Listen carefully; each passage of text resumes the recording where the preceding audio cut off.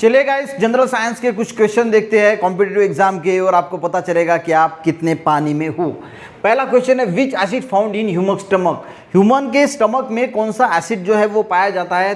Hydrochloric acid, nitric acid, sulphuric acid या फिर citric acid. तो सही जवाब है गाइस हाइड्रोक्लोरिक एसिड, जिसको हम बोलते हैं HCl। ये हमारे ह्यूमन स्टमक में होता है, जो हम खाते हैं उसको डाइजेस्ट करने में जो है वो मदद करता है। उसके बाद है method of soil growing plant without soil. Without soil जो प्लांट ग्रो किया जाता है उसको क्या बोला जाता है? तो उसको बोला जाता है गाइस हाइड्रोपोनिक्स, यानी इसमें सॉइल होती नहीं है, यानी पानी पे ही जो है वो प्लांट ग्रो किए जाते हैं। इसके बाद है the metal used with iron to make rust free.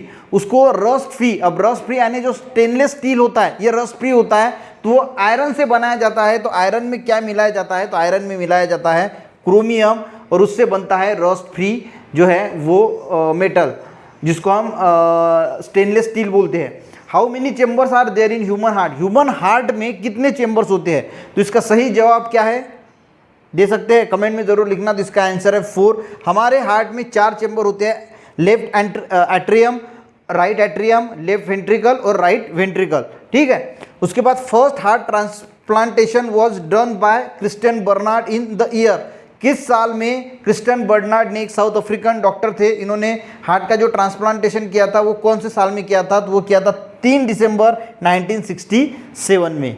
Question number 6 को देखते हैं, which food crop has maximum content of protein. कौन से क्रॉप में, फूड क्रॉप में प्रोटीन जो है वो सबसे ज्यादा होता है? व्हीट में, सोयाबीन या फिर ग्राउंडनट। सिंपल आंसर है गाइस सोयाबीन। सोयाबीन में सबसे ज्यादा प्रोटीन पाया जाता है। सोया मिल्क जब बनाते हैं ना उसमें सबसे ज्यादा प्रोटीन होता है। नेक्स्ट क्वेश्चन देखते हैं, purification of water is done by the element. कौन से इससे प्यूरिफिकेशन ऑफ वाटर किया जाता है? जो हम घर में ये डालते हैं, क्या बोलते हैं हम उसको, पानी में डालते हैं, वो लिक्विड होता है, उसको एक कौन सा तरी नाम है, कमेंट में ज़रूर लिखना, मुझे याद नहीं आ रहा है। तो वो क्या होता है? वो क्लोरीन होता है, वो लिक्विड क्लोरीन होता है। जो पानी को प्यूरिफाई करने में हम उसमें जो है वो ड्रॉप डालते हैं, तो वो क्या होता है? वो होता है क्लोरीन, यानी क्लोरीन से हम जो है वो पानी शुद्धिकरण करते हैं।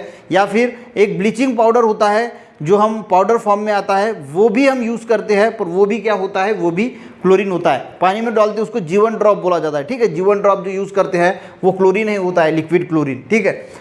Dehydration of human body is caused by due to the loss of. Dehydration जो होता है वो किससे लॉस से होता है? अब यार डिहाइड्रेशन है, हाइड्रेशन का मीनिंग क्या होता है? हाइड्रेशन, हाइड्रा यानी क्या होता है? पानी। अब डिहाइड्रेशन यानी क्या होगा? वाटर का लॉस होगा। सिंपल है, वाटर का जब लॉस होता है बॉडी से तो उसको बोला जाता है डिहाइड्रेशन। ठीक है। Which metal is extracted from sea water. Sea water से कौन सा मेटल एक्सट्रैक्ट किया जाता है? अब यहाँ पे कंफ्यूज हो सकते हैं बच्चे, जो सी वाटर होता है उसमें नमक होता है, हमें पता है, और हमें लगता है कि NaCl यानी सोडियम उससे एक्सट्रैक्ट हो सकता है। यहाँ पे कंफ्यूज मत होना। वहाँ से गाइस जो एक्सट्रैक्ट किया जाता है सी वाटर से मेटल, वो होता है मैग्नीशियम। ठीक है। और जो इसको एक्सट्रैक्ट किया जाता है उस प्रोसेस को बोला जाता है डाउ सी वाटर प्रोसेसेस, और अमेरिका में 63% मैग्नीशियम जो है वो सी वाटर से एक्सट्रैक्ट किया जाता है। नेक्स्ट क्वेश्चन देखते हैं, which type of mirror use in car headlight. अब कार के हेडलाइट में कौन सा मिरर यूज किया जाता है? ये बहुत बार एग्जाम में क्वेश्चन आता है, तो वहाँ भी यूज किया जाता है कॉन्केव मिरर, क्योंकि ये एक पर्टिकुलर पॉइंट पे जो है वो फोकस करता है लाइट को, और इसीलिए कॉन्केव मिरर जो है वो रात के समय में हमें कुछ दिखना चाहिए, इसलिए कॉन्सेंट्रेट होता है एक पॉइंट पे, और इसीलिए कॉन्केव मिरर जो है वो वहाँ पे जो है वो हेडलाइट पे कार के यूज किया जाता है। क्वेश्चन नंबर 11 देखते हैं, what type of mirror use to see the traffic behind the car. Car के पीछे वाला ट्रैफिक देखने के लिए हम कौन सा मिरर यूज करते हैं? और ये बहुत इंपॉर्टेंट क्वेश्चन है, बहुत बार एग्जाम में पूछा गया है। तो ये है गाइस कॉन्वेक्स मिरर। ठीक है। उसके बाद onion is a modified form of. Onion जो है वो एक मॉडिफाइड फॉर्म किसका है? देखिए ये इसका आंसर है स्टीम का एक मॉडिफाइड फॉर्म है। स्टीम के 3 फॉर्म होते हैं, underground, aerial and sub aerial. तो ये अंडरग्राउंड स्ट्रीम का जो है, अंडरग्राउंड स्टीम का जो है वो ये फॉर्म होता है ओनियन।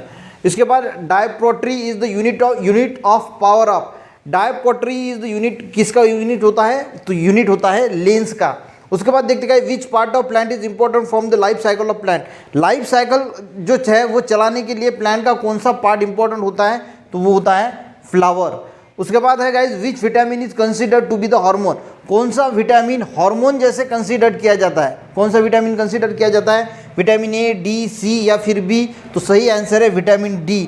इसको हार्मोन की तरह कंसीडर किया जाता है। अब विटामिन डी जो है वो हमारे बॉडी में बोन्स के लिए बहुत इंपॉर्टेंट होता है।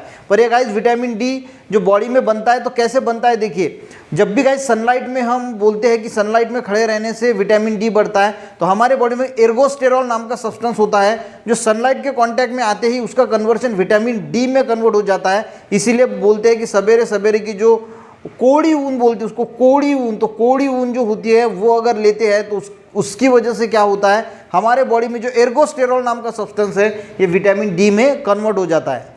क्वेश्चन नंबर 16 को देखते हैं। How long does it take for moonlight to reach earth. जो चंद्र का प्रकाश होता है उसको पृथ्वी पे आने के लिए कितना समय लगता है, तो कितना समय लगता है गाइस, तो समय लगता है 1.3 सेकंड, यानी बहुत कम सेकंड में वो मून से अर्थ तक आ जाता है। अगर यही सवाल आपसे पूछा जाए कि सनलाइट जो होता है वो सन से अर्थ तक आने के लिए कितना समय लगता है, तो आंसर है 8.20 सेकंड। ठीक है, याद रखना 8.20 सेकंड लगता है सन से अर्थ तक आने के लिए प्रकाश को, और वही जो लाइट है उसको मून से अर्थ तक आने के लिए कितना देर लगता है, 1.3 सेकंड।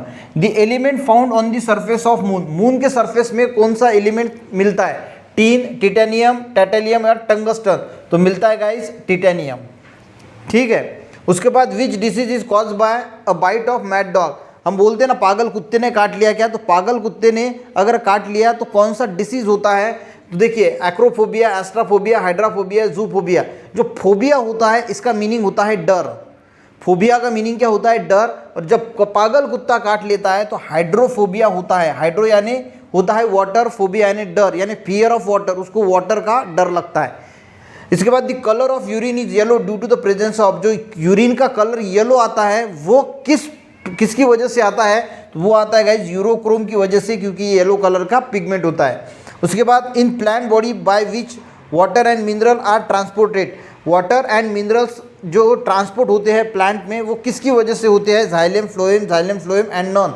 तो इसका आंसर है गाइस जाइलेम। जाइलेम जो होता है वो वाटर एंड मिनरल को ट्रांसपोर्ट करने का काम करता है, और जो फ्लोएम होता है वो फूड को ट्रांसपोर्ट करने का काम करता है। फ्लोएम ये में पी है, तो पी से हम फूड जो प्रोनाउंसिएशन होता है वो बराबर आता है, फ्लोएम फूड, जाइलेम यानी फिर हम याद रख सकते हैं कि वाटर। ये जाइलेम से वाटर और फ्लोएम से फूड, तो जाइलेम जो है वो वाटर एंड मिनरल जो है वो ट्रांसपोर्ट करने में प्लांट में मदद करता है। तो ये गाइस 20 क्वेश्चन हमने देखे हैं, तो 20 में से आपने कितने के आंसर दे पाए हो ये देख लेना कितने बराबर है। 20 में से 20 अगर पूरे के पूरे सही है तो फिर आप स्पर्धा परीक्षा कॉम्पिटिटिव एग्जाम के लिए सही कैंडिडेट है। मिलते हैं ऐसे ही क्वेश्चन के साथ नेक्स्ट वीडियो में, तब तक के लिए जय हिंद।